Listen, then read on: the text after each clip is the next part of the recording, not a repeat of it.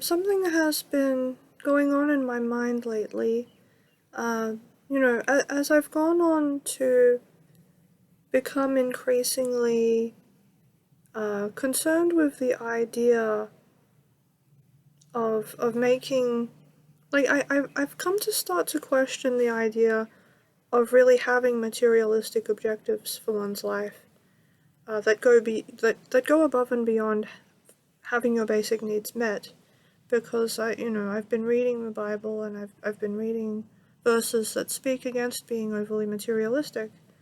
And that isn't to say that I think it's evil, it's inherently evil to be wealthy, because some of the great heroes of the Bible were blessed by God with wealth. And even as I go through the book of Job, as I've been trying to read a chapter a day, Job himself was a very wealthy man, and the Bible makes it very clear that his wealth was definitely a blessing from God.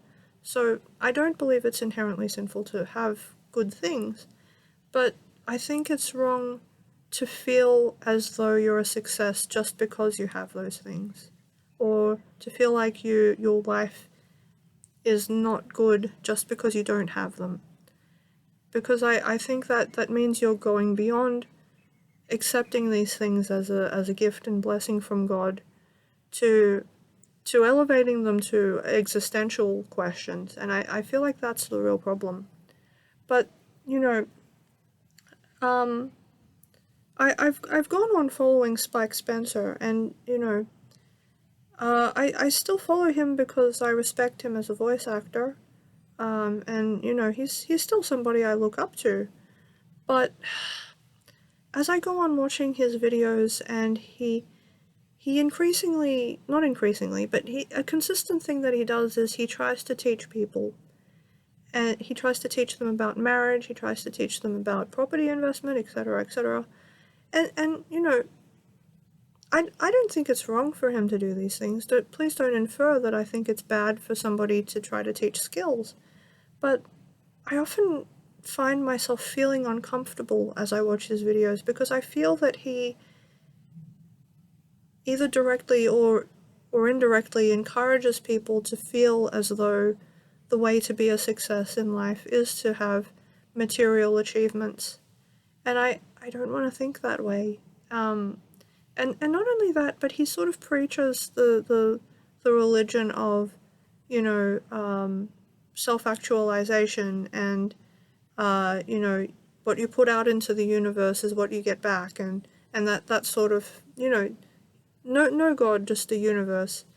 And again, I'm not in any position to tell people what to believe in, and I think it's perfectly fine that if you do sincerely believe something, that you should be, it should be okay for you to talk about it with other people. I don't think you should have to hide it. But he goes a bit beyond just the point of talking about what he believes in. He's evangelizing. And in my efforts to be supportive of him as a voice actor, I find myself concerned that I'm supporting him as an evangelist for this ideology. And so I yeah, I feel like, at least at this point in my life, much as I do want to become financially salient, I don't want my life to just be about trying to accomplish goals. I'd much rather make my life about becoming kinder, becoming more patient, becoming less egotistical, uh, you know, growing better character, rather than worrying about material possessions. And yeah, so within myself, that is a concern I'm having. Uh, but as I think about this, if I really do believe that it's not inherently evil to be wealthy, then why should I think that it's bad for somebody to want to be wealthy? It doesn't, I think there is a difference between even wanting it and making it the meaning of your life, making it how you assess the value of your life or the value of yourself. And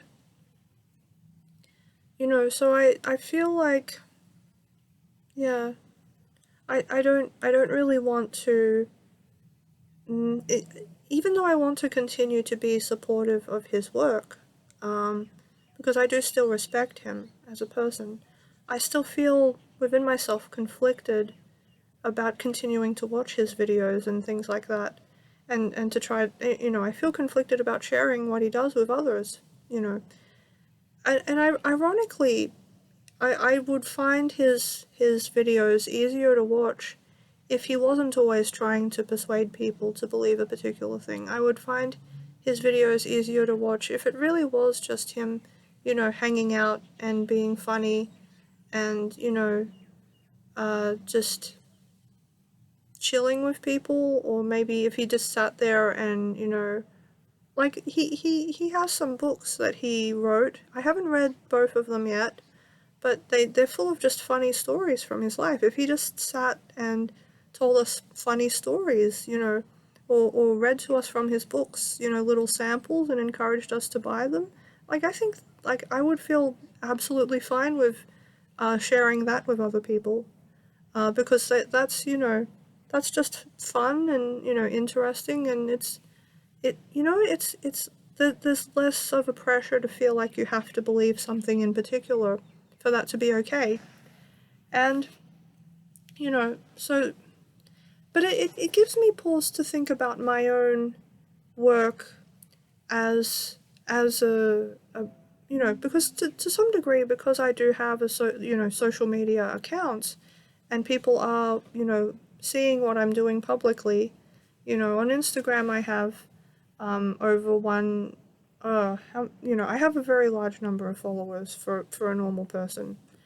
And, when I'm making public posts, I do feel some responsibility to try to do good things with it, and to not just be narcissistic, but to try to offer people something that they can use.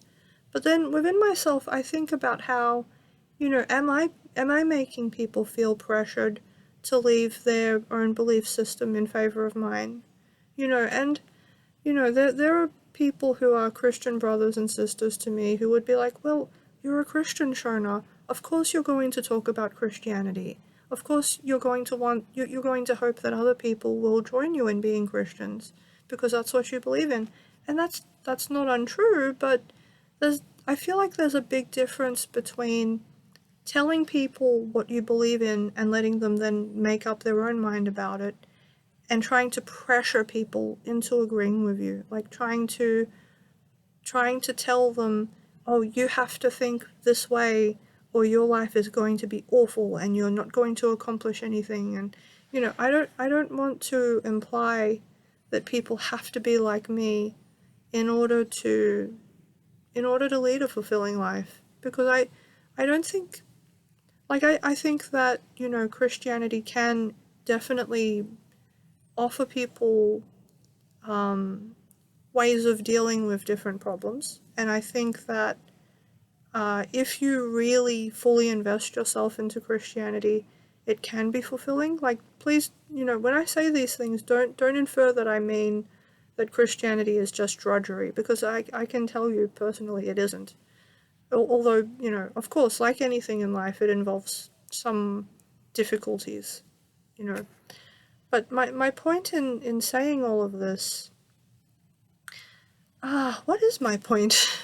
I guess my point is that I am having to stop and think, am I trying too hard to be instructional?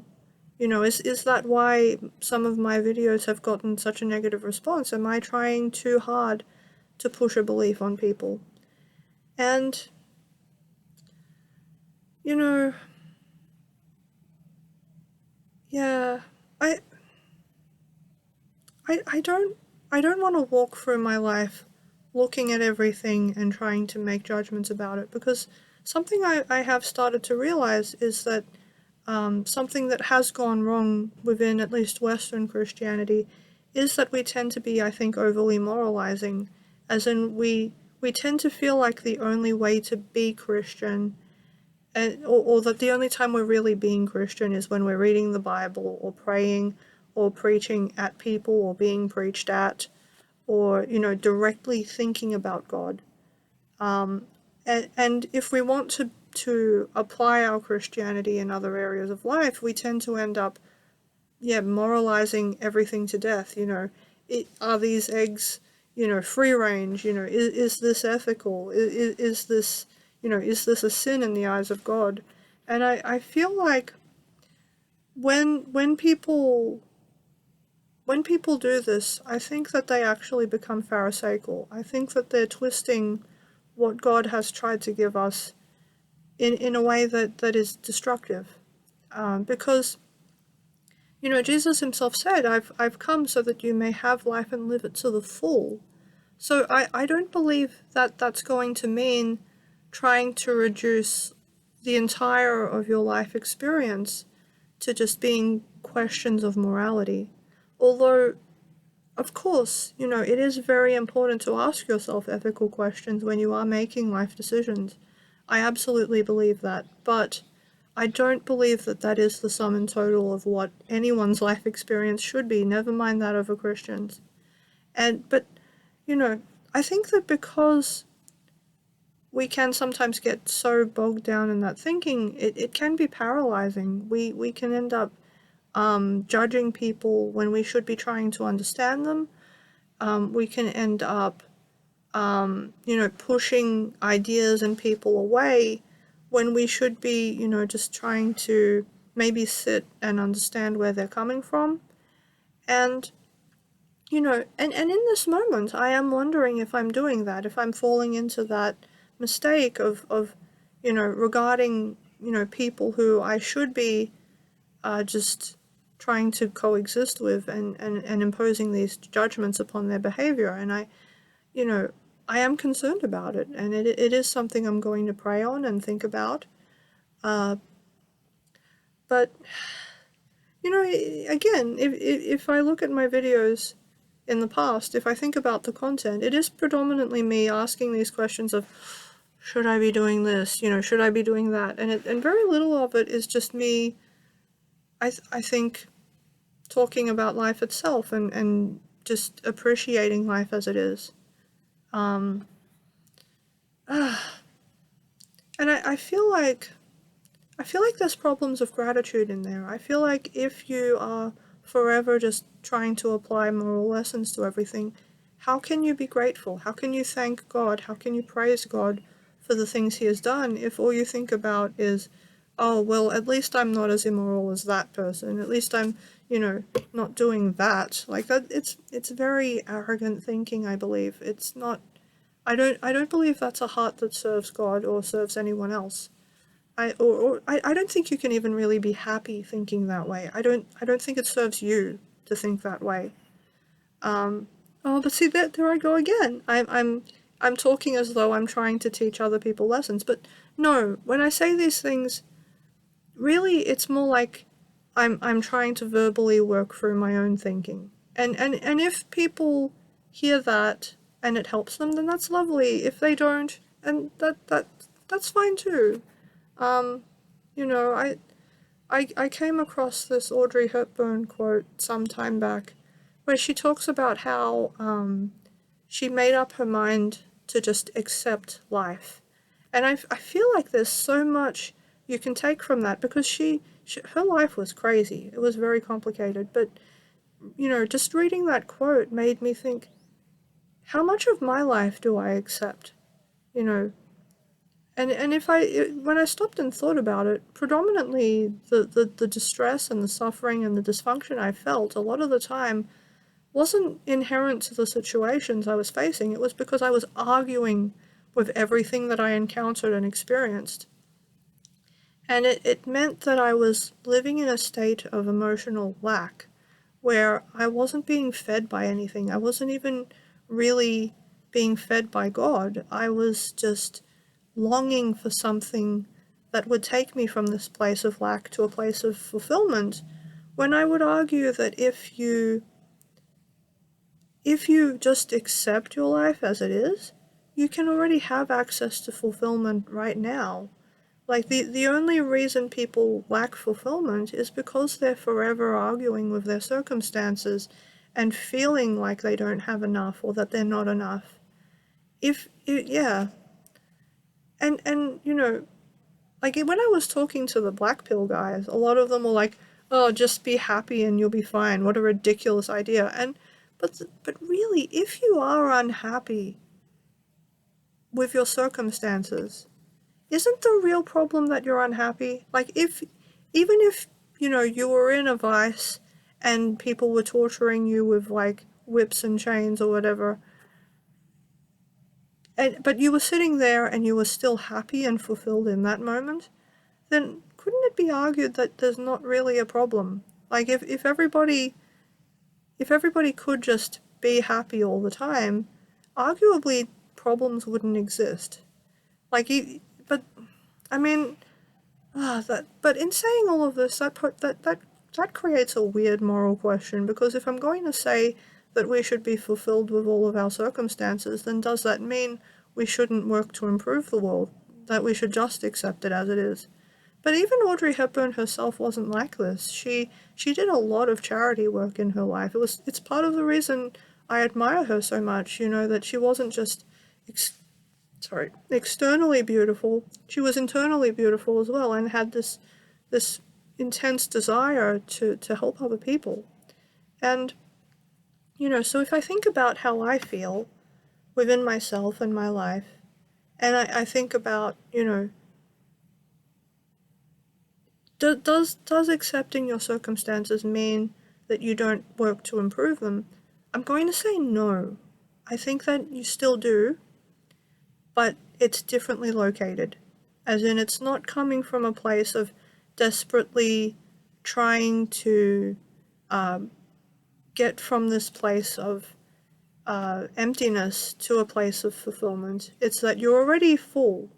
You're already full of all of the good things that God has put inside you, and you're taking those things and you're using them to embetter the circumstances you face. I think that's the mindset that I want to try to increasingly work from. And I think with time I could learn that.